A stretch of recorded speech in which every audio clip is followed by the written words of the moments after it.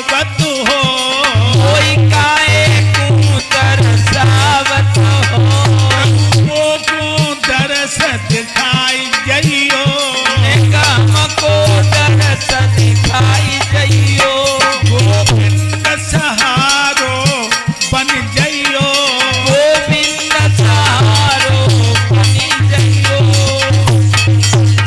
मेरे भाइयों, दिल्ली के राजा परीक्षित जिस समय पांचों पांडवा हिमालय में गले हैं, कौन सा वक्त था?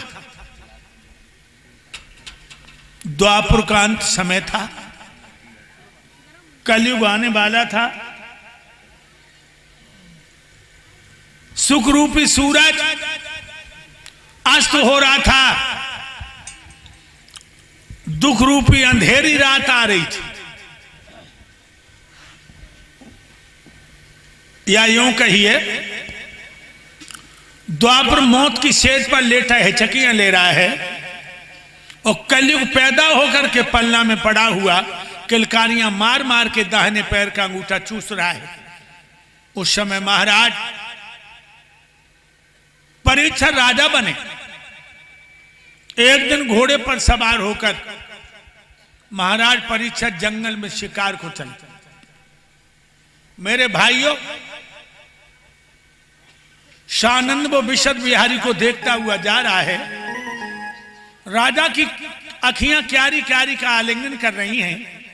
जरा भी कहीं पत्ता खटकता है, महाराज का घोड़ा ऐसे चौंकता मनो शिकार आ गया। शिकार तो नहीं मिला, दूसरा शिकार मिल गया। फिरता था शानंद वो वन में दिल्ली राय, आई टकराती हुई एक सामने गाय। रोती है, रमाती है, चलती है, अटकती है, जीभ बाहर को निकली है गाय की, आंखों से आंसू हैं, बार बार मलमूत्र छोड़ रही है। और वह गाय के पीछे एक बैल जाके कमर तन के नीचे को झुकी कचू कचू लंगड़ाए रहो। और वह बैल के पीछे काला खलूटा चांडाल हाथ में मूसल लिए हुए आया है। जिस समय गाय और बैल पे मूसल पड़ता है, भूमंडल हिल जाता है। मेरे भाइयों, आज जो परीक्षित ने देखा और गाय ने परीक्षित को देखा, तो गाय रोकर बोली है, को मेरी लाज बचाने आई।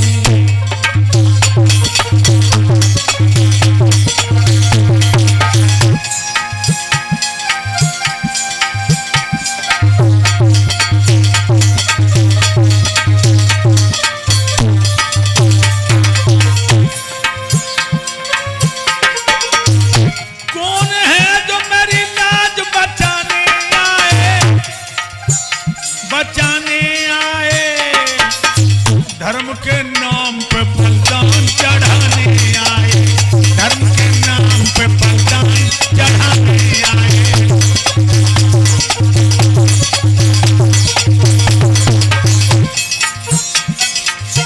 जाति देश की मर्यादा निभाने आए, निभाने आए।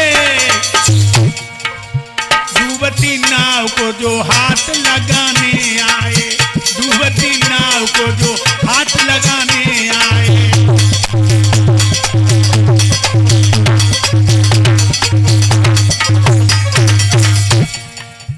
मेरे प्यारे भक्तों, परीक्षित गुण रहस्य को नहीं समझ सका और जीवों का वध करने वाला सेवा समित सदस्य बन गया, खेत की दरबार। और कहने लगा, ओरे हराम की औलाद, तूने समझ लिया कि अर्जुन का जमाना बीत गया।